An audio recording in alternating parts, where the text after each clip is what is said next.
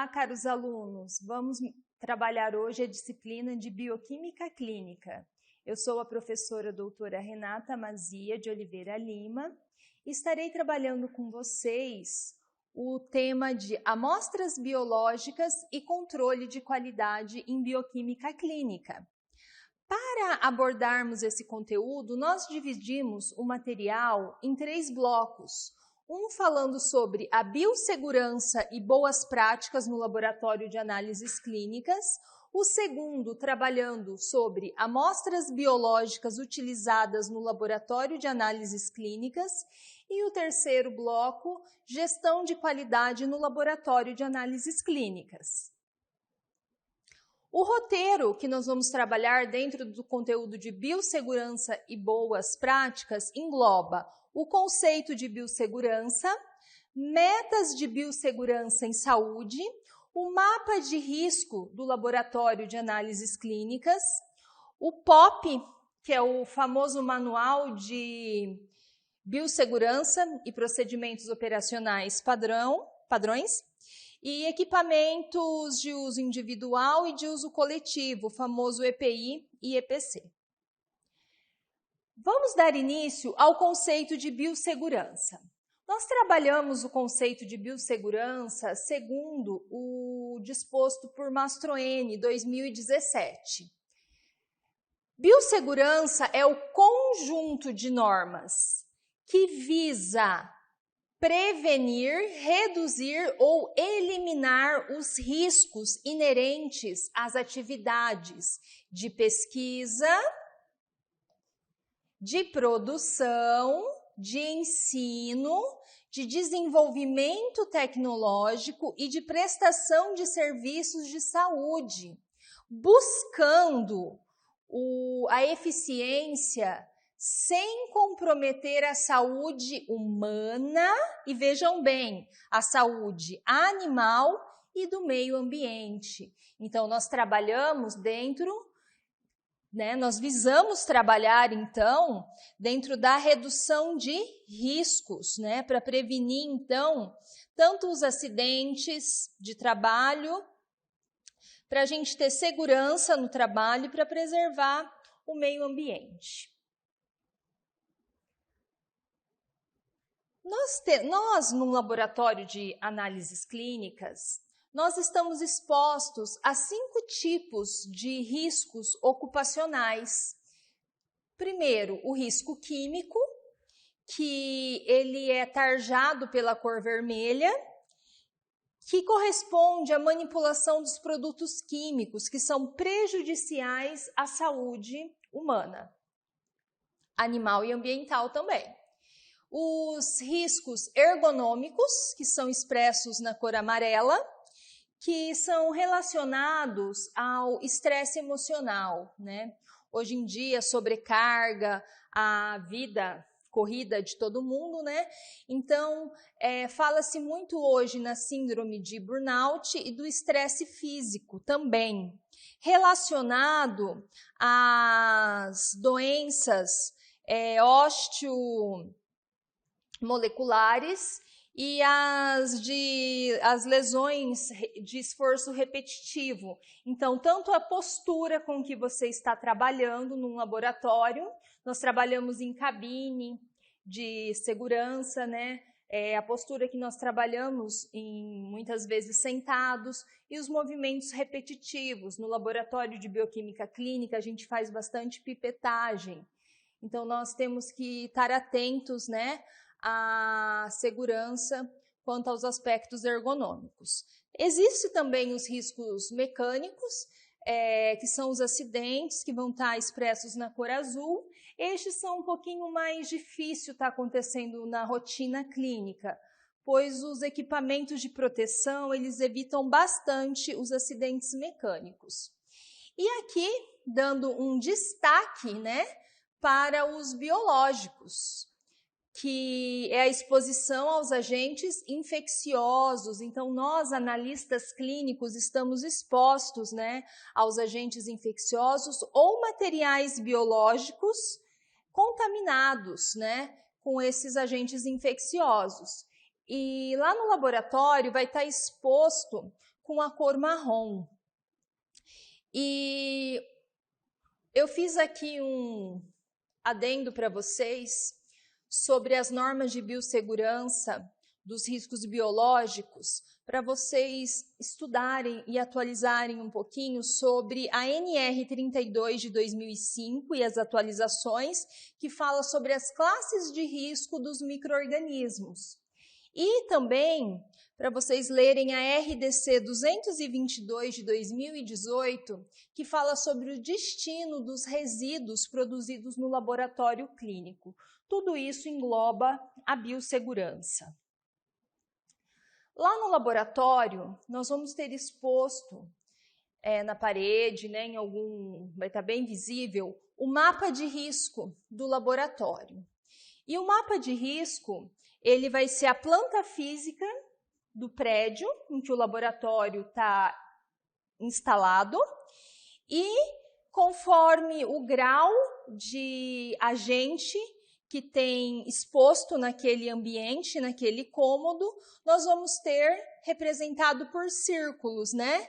Então, nós vamos ter uma legenda no mapa e vamos seguir as cores que nós acabamos de trabalhar nos slides anteriores. O verde é o risco físico, vermelho químico, marrom biológico, amarelo ergonômico e o azul o mecânico. E em relação ao tamanho da exposição, nós trabalhamos também com círculos com tamanhos diferentes, pequeno, médio e grande. E aí nós vamos ter disposto aqui, nós sabemos, em todo o ambiente daquele laboratório, a quais, né, riscos nós estamos expostos. Todo laboratório trabalha, então, com manual, tem o seu próprio manual de biossegurança, e todo laboratório tem uma pasta, tem um arquivo, onde tem os procedimentos operacionais padrões, onde engloba toda a biossegurança, como trabalhar corretamente dentro desse laboratório. E temos que seguir à risca todos esses comandos. Quando a gente fala dos equipamentos de proteção individual, que são obrigatórios dentro de um laboratório de análises clínicas, estamos falando das máscaras, dos óculos de proteção, né? As máscaras que ficaram bem comuns agora, né, para a população por causa do Covid-19. Nós trabalhamos também, muitas vezes, com os propés, né, que são as proteções para os pés.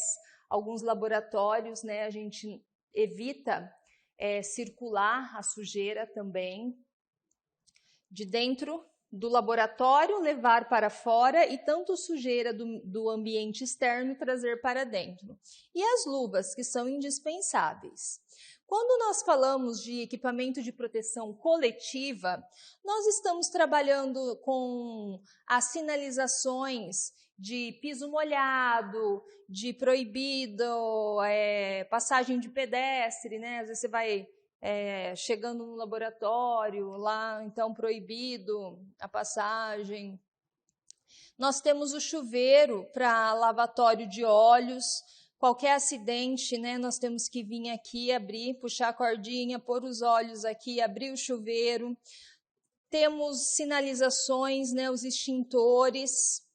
Temos sinalização da saída de emergência e assim por diante. Então, temos que estar atentos, né, a todos os comandos de biossegurança. Ok? Iniciando o segundo bloco, nós vamos trabalhar agora sobre as amostras biológicas no laboratório de análises clínicas. Dentro desse tópico, nós vamos trabalhar um pouquinho sobre o sangue humano, destacando sangue total, plasma e soro. Falaremos sobre como processar a amostra de sangue, os anticoagulantes que são utilizados para a obtenção do plasma, que vocês vão ver que é a partir do sangue total, as vias para obtenção do sangue, se a coleta foi capilar, se foi venosa, se foi arterial. Vamos falar também da urina, a coleta e o processamento. Vamos falar dos erros de coleta que pode acontecer no laboratório e das variáveis pré-analíticas que interferem na qualidade das amostras biológicas. Quais são as amostras biológicas que é analisada em um laboratório de bioquímica clínica? Sangue, ok. Sangue total, soro e plasma. Nós vamos aprender nesse bloco qual a diferença do sangue total, do soro e do plasma. E a urina, ok. Então, a urina e o sangue são as amostras mais analisadas no laboratório de bioquímica clínica. Não podemos descartar que em alguns momentos, dentro do laboratório de análises clínicas, podemos analisar amostras de fezes, dos líquidos corporais, dos tecidos, para biópsia, alguma raspagem, e secreções corporais, também os escarro, esperma, uma secreção vaginal, uretral e assim por diante. O foco da aula são as amostras de sangue e urina. Quando eu falo no sangue humano, o sangue que circula, né, dentro do nosso corpo, eu estou falando de um líquido vermelho, que se você olhar, ele tem uma fase só. Para nós, na visão clínica, nós pensamos no sangue na fração solúvel e na fração insolúvel. Então, nós pensamos em uma fração que contém água, proteínas como albumina, fibrinogênio, íons, nutrientes, resíduos, gases. Então, nós pensamos numa fração líquida, uma fração solúvel. E nós pensamos que o sangue também tem uma fração celular, composto por hemácias, por leucócitos, por plaquetas. E nós pegamos esse líquido no laboratório e conseguimos separar a fração solúvel e a fração insolúvel. A partir desse momento, quando nós separamos esse sangue humano, a fração solúvel é a fração que nós utilizamos nas análises em bioquímica clínica, pois lá tem as proteínas, tem os íons, tem os gases, tem os componentes que nós dosamos na bioquímica clínica. Essa fração sólida, a fração celular, nós analisamos, estudamos em outra vertente da análises clínicas, que é lá na análise hematológica. A partir do momento que nós coletamos, que nós temos um sangue, nós vamos ter que processar essa amostra de sangue. E aí pergunto para vocês, se não coletaram sangue ainda, se não aprenderam, se ainda não tiveram a prática, já foram em um laboratório coletar sangue, já coletaram sangue, né, de vocês. Quando eles vão coletar, como é a coleta? Aonde, em qual recipiente eles desprezam o sangue que eles coletaram? Já observaram que os tubos que são desprezados seu sangue, o sangue coletado, tem cores diferentes, as tampas? Pois bem, o processamento depende em qual tubo o sangue foi adicionado. Vamos pensar no caso A. Coletou-se o sangue do paciente e colocou esse sangue em um tubo contendo o anticoagulante. Vamos estudar os anticoagulantes à frente. Nesse momento, precisamos fazer uma homogeneização do tubo para misturar o anticoagulante com a amostra de sangue. E então, vamos obter o sangue total. Aqui nós não temos separação de fases. Podemos também, em outra situação, desprezar aquele sangue coletado em um tubo sem anticoagulante. Um tubo contendo ativador de coágulo. Veremos adiante também os tubos com ativador de coágulo. Quando colocamos o sangue neste tipo de recipiente, nós vamos deixar esse tubo em temperatura ambiente em torno de 20 minutos. Podemos ainda pegar um bastão de vidro e tentar deslocar aquele coágulo que vai se formando no fundo do tubo. Nós deixamos ele em temperatura ambiente sobre a bancada para formar o coágulo. Vocês vão ver que começa a decantar e no fundo do tubo, na parede do tubo, fica às vezes grudado o coágulo. A gente pode pegar um bastão de vidro e desgrudar esse coágulo. E após esse tempo, para decantação, nós vamos submeter esse tubo a uma centrífuga 3.000 RPM de 10 a 15 minutos. Após essa centrifugação, visualizaremos a separação do sangue, e veremos algumas fases.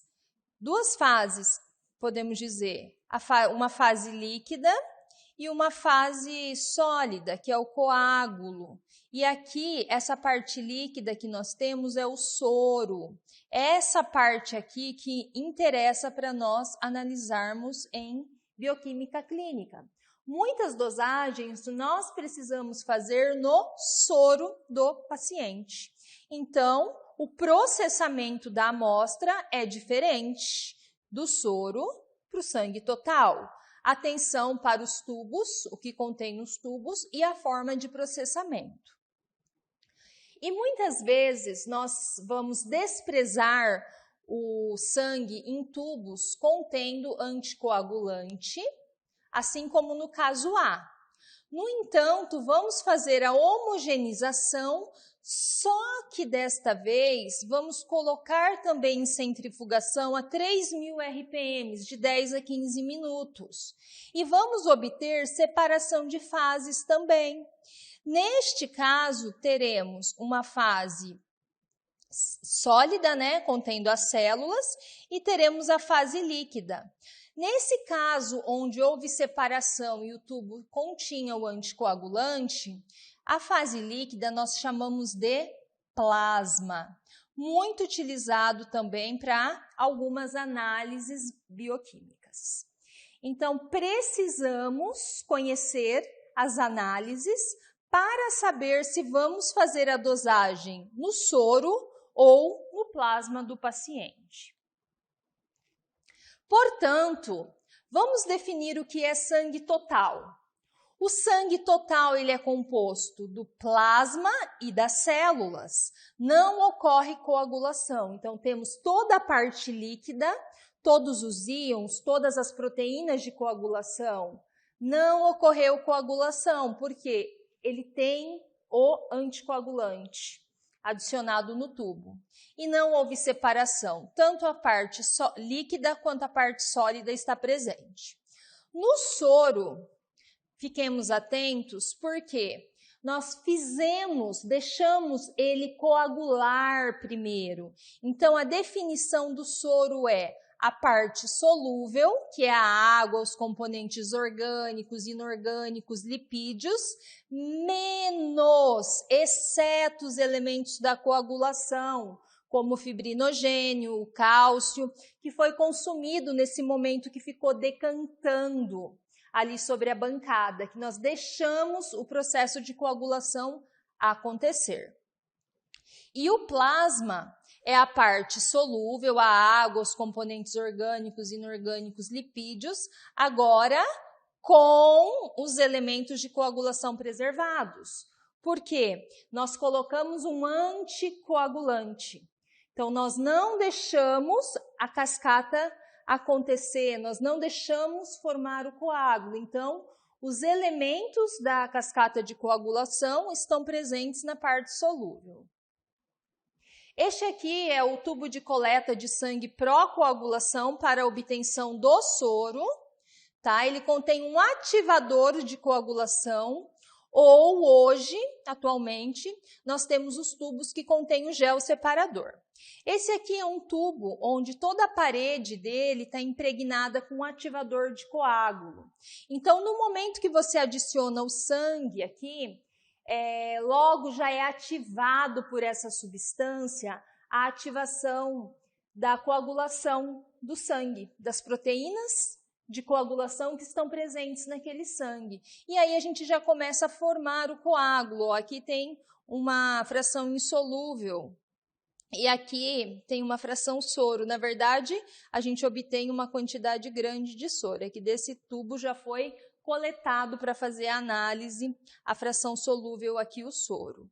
E vejam que tem tampa vermelha. Então, quando tem ativador de coagulação impregnado na parede do tubo, ele tem tampa vermelha. Toda vez que você pegar um tubo no laboratório que ele tem tampa vermelha, é para obtenção do soro. Atualmente, nós temos os tubos de tampa amarela.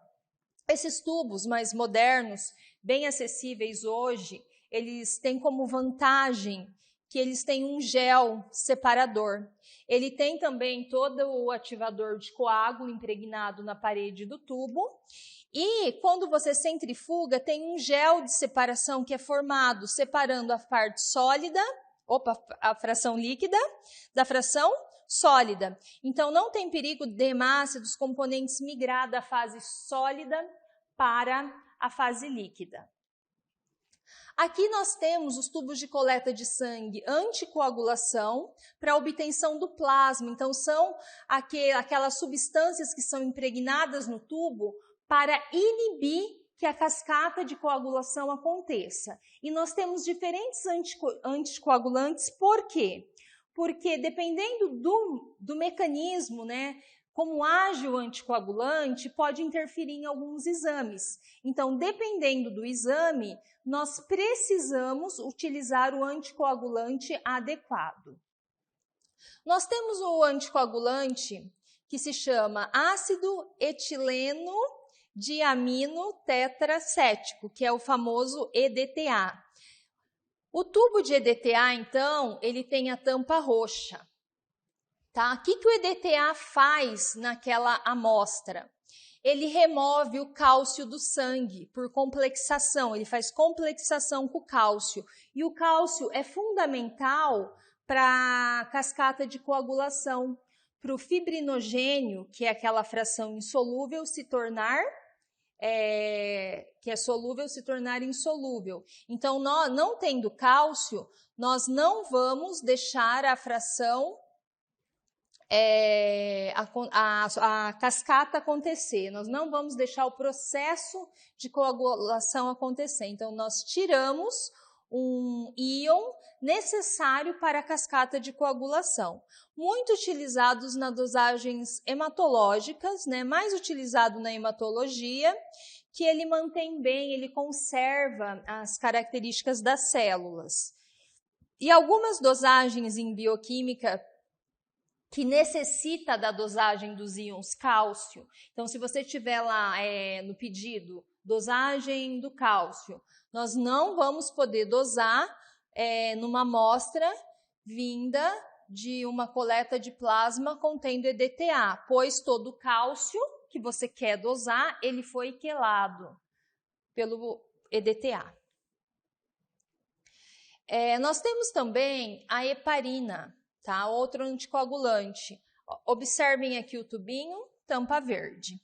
A heparina, ela faz a ativação da antitrombina que bloqueia a ação da trombina. A trombina, então, se você pegar a cascata de coagulação, é aquela fração sólida. Então, nós inibimos a formação da trombina. Então, não temos o processo de coagulação, muito utilizado para os testes bioquímicos e enzimáticos. Outro anticoagulante utilizado é o fluoreto de sódio. O fluoreto de sódio, ele tem a capacidade de quelar o magnésio e inibe a enzima, né, glicose desidrogenase, via glicolítica. Então, dentro daquela amostra de sangue, não vai estar acontecendo via glicolítica, pois se você pensar no sangue, tem as hemácias, e as hemácias, elas começam a consumir a glicose que está ali disponível na fração solúvel do sangue. Se o seu objetivo é fazer a dosagem de glicose, a gente precisa inibir essa degradação de glicose pelas hemácias. Portanto, quando se quer dosar a glicose, precisamos utilizar, então, o fluoreto de sódio. Então, o fluoreto de sódio inibe essa degradação, esse consumo de glicose pelas hemácias. Mas temos que inibir também o processo de coagulação, porque nós queremos plasma, então precisamos também adicionar o EDTA. Então, a gente usa o fluoreto de sódio associado ao EDTA. Esse tubo cinza, ele vem, aqui dá para ver bem pequenininho, está escrito fluoreto mais o EDTA. Então, é utilizado para dosagem de glicose. Nós temos também o tubo de tampa azul, que contém o citrato de sódio. O citrato de sódio é um quelante de cálcio também, que vai inibir todo o processo de coagulação. E só que a diferença do citrato de sódio é que ele acaba preservando os componentes lábeis da cascata de coagulação. Consequentemente, nós podemos utilizar em dosagens que avaliam os mecanismos, dosagens que avaliam o mecanismo da coagulação sanguínea. Então, às vezes a gente precisa fazer uma dosagem de algum componente da coagulação sanguínea. Então, podemos utilizar o citrato de sódio. Tá? As vias de obtenção. Podemos obter o sangue por via capilar, por via venosa ou por via arterial.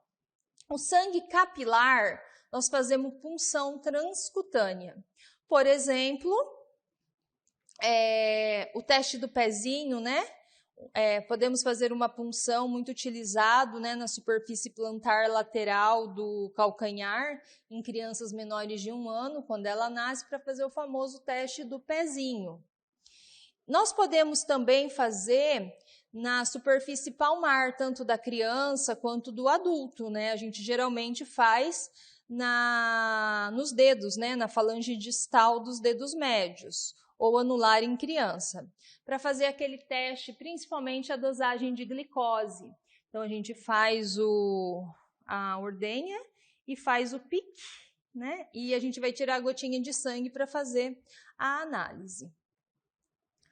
O sangue arterial é o sangue em que você vai fazer a coleta lá do sangue que corre nas artérias. Artérias corre o sangue oxigenado.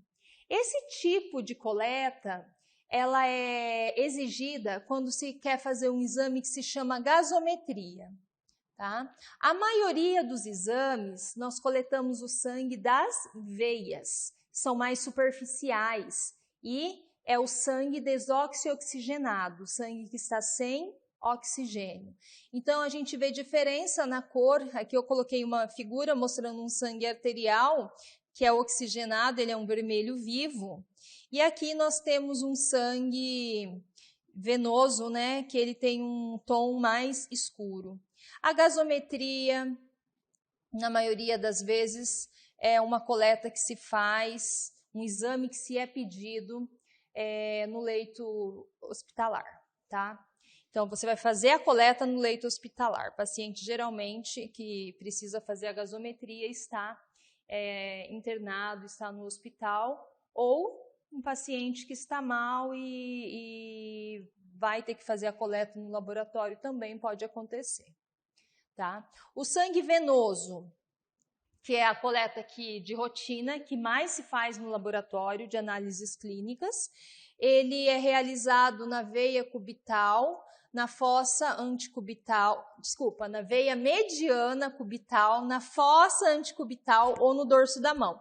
Então, aqui está a fossa anticubital e aqui tem as veias, né? A mediana, ó. Olhem aqui, a gente tem aqui, ó, essa veia principal aqui, que é a cubital mediana. Então, a gente tenta fazer, né, inserir a agulha né, aqui nessas veias para fazer a coleta. Mas podemos fazer também nas laterais, na veia basílica, e podemos fazer também aqui, ó, a basílica também vai passar nessa lateral, mas podemos fazer também aqui, ó, na veia cefálica. Não sei se aí na telinha de vocês está dando para ver certinho. Então, aqui está mostrando, né, uma coleta, e aí vocês vão ter o momento da prática para estar trabalhando a coleta. O dorso da mão também, muitas vezes é utilizado, a gente faz alguns acessos, ó. Aqui nós estamos fazendo um acesso, o paciente que está lá tomando soro vai tomar várias medicações, então a gente deixa o scalp para inserir no soro medicações, e a gente vai pegar Opa, aqui tem um errinho. Nós vamos pegar aqui as veias do dorso da mão. Tá certinho, gente, desculpa. Veia mediana cubital na fossa antecubital ou no dorso da mão. Então, aqui nós vamos ter os vasinhos que vão estar trabalhando, que a gente vai poder estar fazendo o acesso venoso, né? Então, a gente vai tentar sentir qual vasinho está com melhor acesso para fazer a coleta. Para fazer a coleta de sangue arterial, faz um asterisco aí. Nós vamos precisar de um tubo contendo a heparina de lítio, certo? Então, é um tubo diferente do que nós trabalhamos, que tem como anticoagulante a heparina de lítio. As artérias mais utilizadas para a coleta arterial é a radial, que fica no punho, mas nós podemos usar a braquial e a femoral também. Tá aqui, ó, a braquial e a femoral, certo? Essa coleta a gente precisa de um preparo especial, né? Uma técnica, uma formação para ela. É um acesso mais profundo, nós temos que fazer todo o acesso aqui, a gente fala fazer a técnica de Allen para conseguir sentir a artéria. E aí a gente faz essa coleta profunda, é dolorosa e o paciente reclama bastante. Certo? E aí vamos falar um pouquinho do processamento, do acondicionamento e do transporte das amostras. Processamento da amostra. Coletou uma amostra. Não vou conseguir processar ela imediatamente. O que fazer com essa amostra? Até 2 horas após o ato da coleta, podemos deixar ela sem processar. Após 2 horas, começa a se ter o processo de hemólise. As hemácias que estão ali naquele sangue começam a lisar, começam a estourar e ela libera o seu conteúdo intracelular na amostra. E isso acaba alterando muitas dosagens.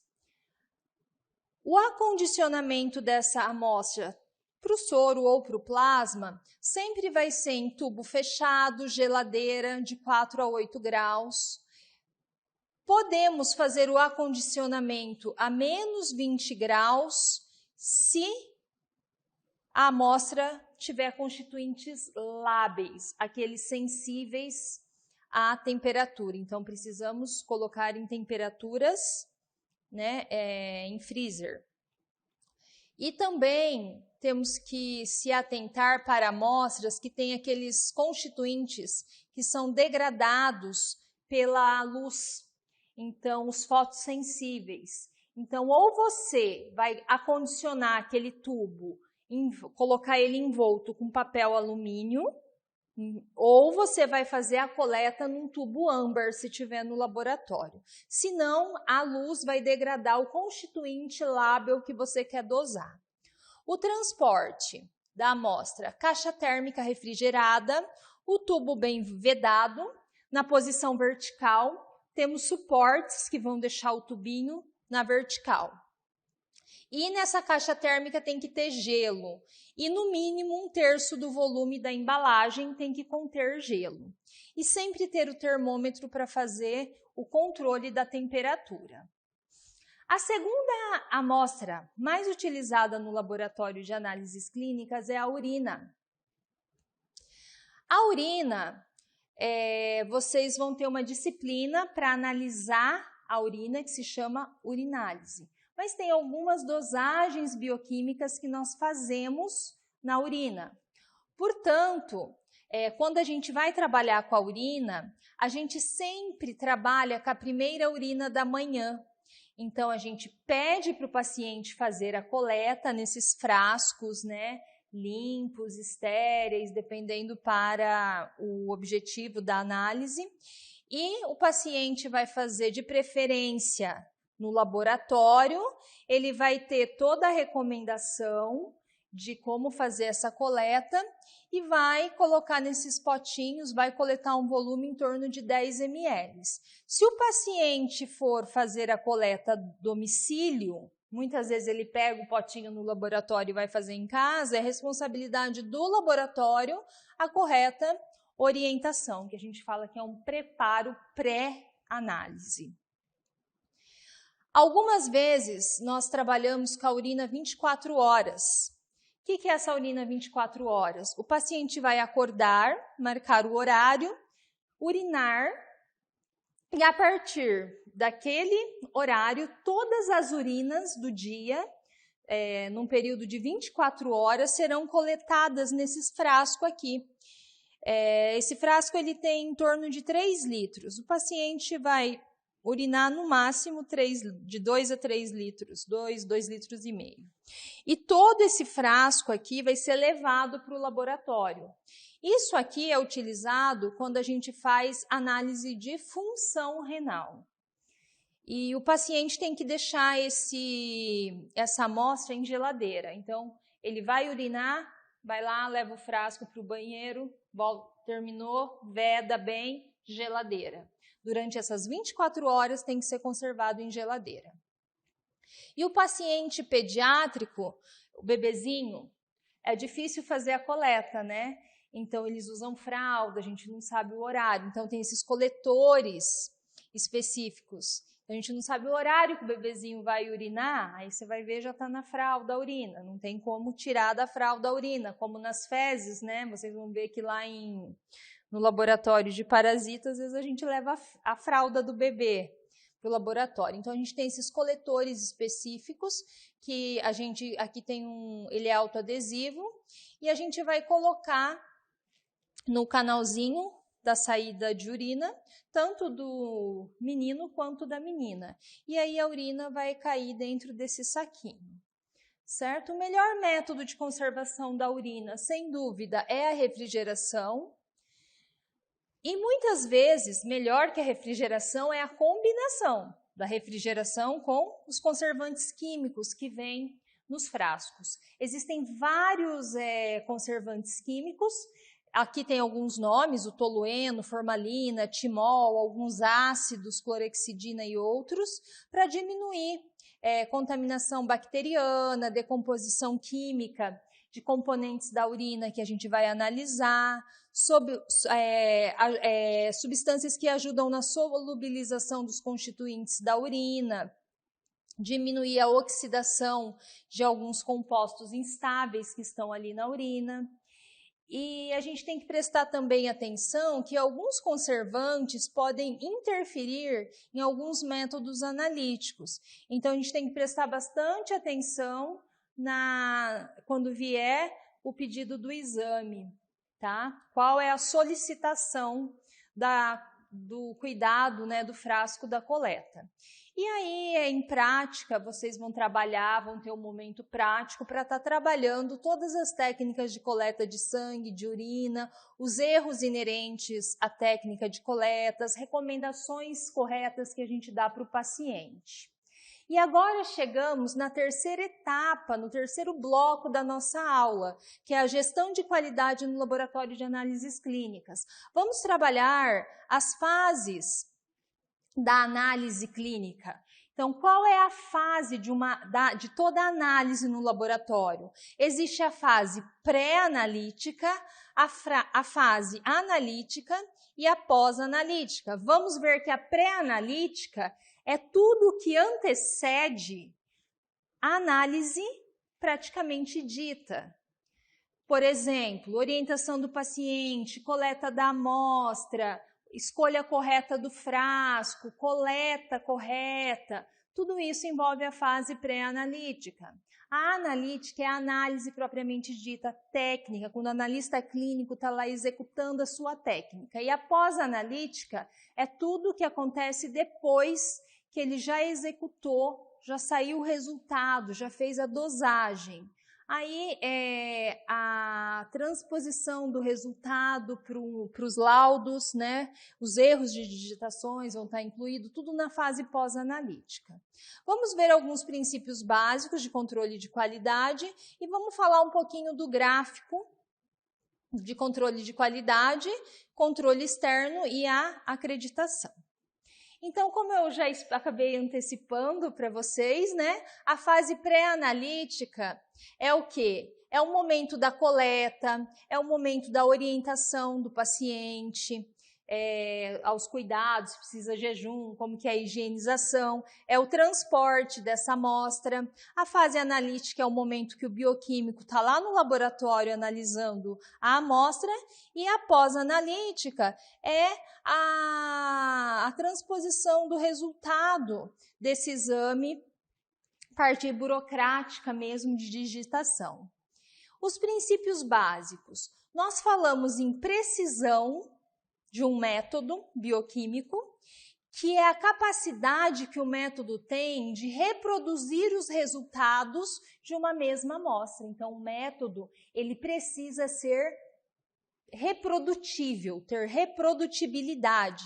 Se eu dosar 3 vezes, as 3 vezes, os resultados têm que ser reproduzidos. Exatidão, capacidade da dosagem apresentar um resultado próximo do valor real. Sensibilidade é a capacidade que o método tem de detectar baixas quantidades de um determinado analito. Quanto mais sensível, melhor é a técnica. Uma quantidade pequena do analito vai conseguir ser detectado. Especificidade é a capacidade de identificar um componente específico. Quanto mais específico, quer dizer que é apenas aquele componente, aquele analito que o teste vai analisar. Porque quando ele não é específico, às vezes você tem uma dosagem que é de mais de um analito. Ele pega um analito, ele pega 2 analitos. Você tem uma dosagem alta, então ele não é específico. Não quer dizer que o analito que você quer está naquela dosagem. Então, a gente precisa de especificidade. Não adianta um método que detecte o que você quer, mas detecte outras substâncias também. Nós falamos no soro controle. No laboratório de bioquímica clínica, é o arroz-feijão, é o soro controle. O que é isso? É um soro com uma concentração conhecida para um determinado analito. Então, todo analito, para toda dosagem, para todo teste, você tem o seu soro controle, que você pode comprar ou você pode preparar no próprio laboratório. Então, você sabe, é como se fosse uma amostra que você sabe a concentração.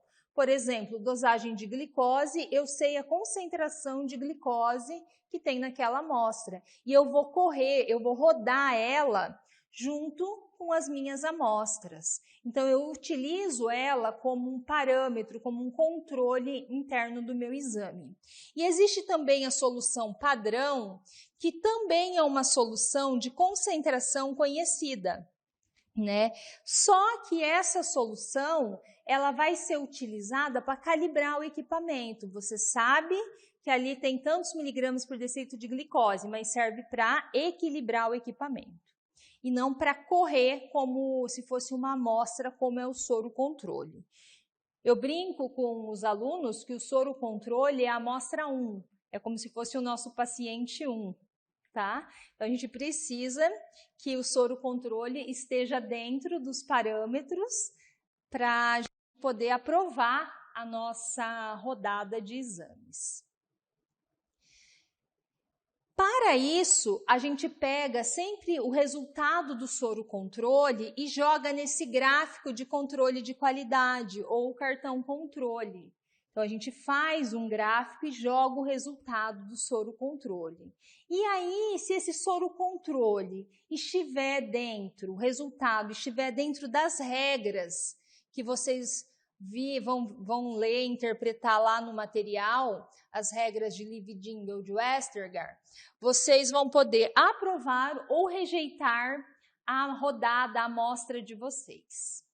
O controle externo é o desempenho do laboratório em comparação com outros laboratórios. Então, existem o Programa Nacional de Controle de Qualidade e o Programa de Excelência para Laboratórios. Então, existe um laboratório gerenciador que vai estar dando amostras para interlaboratórios, laboratório 1, 2 e 3, e ele vai avaliar o resultado, vai comparar o resultado desses 3 laboratórios. Isso é fazer o controle de qualidade externo. Os 3 laboratórios têm que estar com os resultados próximos, né, dentro das regras de Westergaard. E a acreditação hoje está sendo muito exigida. Os pacientes querem laboratórios que tenham o famoso ISO 9001.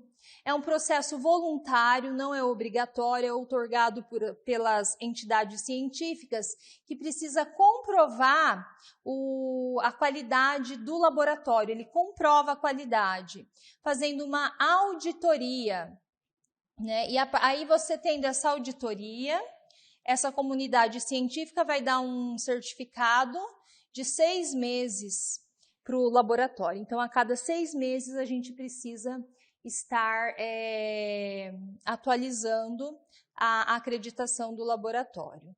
Então, ela atesta a capacidade organizacional, a técnica do laboratório, dando credibilidade ao seu laboratório.